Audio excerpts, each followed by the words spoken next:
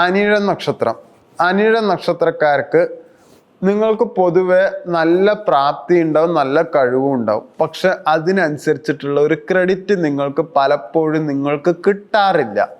കഴിഞ്ഞ ഏപ്രിൽ മാസത്തിൽ അത് കൂടുതലുമാണ്. ഈ ക്രെഡിറ്റ് കിട്ടാത്തതിന് കാരണം നിങ്ങൾ കഴിഞ്ഞ ഏപ്രിൽ മാസത്തിൽ പല കാര്യങ്ങളിലും കൂടുതൽ ശ്രദ്ധ ചെലുത്തിയത് കൊണ്ട് നിങ്ങൾക്ക് സമയം വൈകിപ്പോയിട്ടുണ്ടാവും. അതുകൊണ്ട് വിചാരിച്ച കാര്യം വിചാരിച്ച സമയത്ത് നിങ്ങൾക്ക് അത് ചെയ്തു തീർക്കാൻ പറ്റാത്തതുകൊണ്ടാണ് നിങ്ങൾക്ക് ആ ക്രെഡിറ്റ് നഷ്ടമായത്. പക്ഷെ ഇതെല്ലാം മെയ് മാസത്തിൽ നിങ്ങൾക്ക് ഗുണം മാത്രമേ ചെയ്യുള്ളൂ. കാരണം പല കാര്യങ്ങളും നിങ്ങൾക്ക് ജോലിപരമായിട്ട് മുടങ്ങിപ്പോയിട്ടുണ്ടാവും. പല പ്രൊജക്റ്റുകളും മുടങ്ങിയ പ്രൊജക്റ്റ് നിങ്ങൾക്ക് തുടങ്ങാനും കഴിയും, അല്ലെങ്കിൽ കയ്യിൽ നിന്ന് പോയ പ്രോജക്റ്റ് നിങ്ങൾക്ക് തിരിച്ച് കിട്ടാനും സാധ്യത വളരെ കൂടുതലാണ്. ആരോഗ്യപരമായിട്ട് നിങ്ങൾക്ക് ഉറക്കക്കുറവുണ്ടാവും.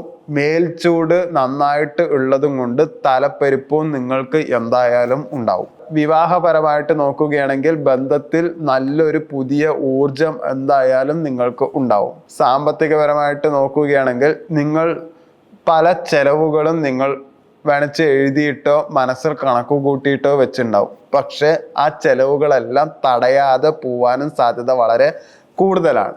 നിങ്ങൾക്ക് കഴിഞ്ഞ ഏപ്രിൽ മാസത്തിൽ പല കാര്യത്തിലും നിങ്ങൾക്ക് വൈകിയത് കൊണ്ട് നിങ്ങൾക്കൊരു ആശയക്കുഴപ്പം, ആശങ്കയുണ്ടാവും.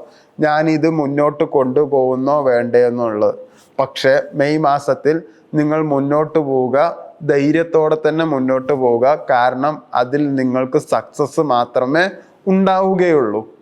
ഞാനൊരു പ്രൊഫഷണൽ ആസ്ട്രോളജിസ്റ്റ് അല്ല, ഞാൻ ബേസിക്കലി ഒരു സൈക്കോളജിസ്റ്റ് ആണ്. പക്ഷെ ഞാൻ PGക്ക് പ്രൊജക്റ്റിന് ആസ്ട്രോയും സൈക്കോളജിയും തമ്മിൽ ബന്ധമുണ്ട് എന്നുള്ള ഒരു പേപ്പറാണ് ഞാൻ സബ്മിറ്റ് ചെയ്തത്. എന്താ വെച്ചാൽ ആസ്ട്രോയിൽ കുറച്ച് ക്യാരക്ടറിസ്റ്റിക്സ് ഇങ്ങനെ പറഞ്ഞിട്ടുണ്ട്. ഇന്ന നാളുകാർക്ക് ഇന്ന സ്വഭാവമാണ് ഉണ്ടാവുക എന്നത്.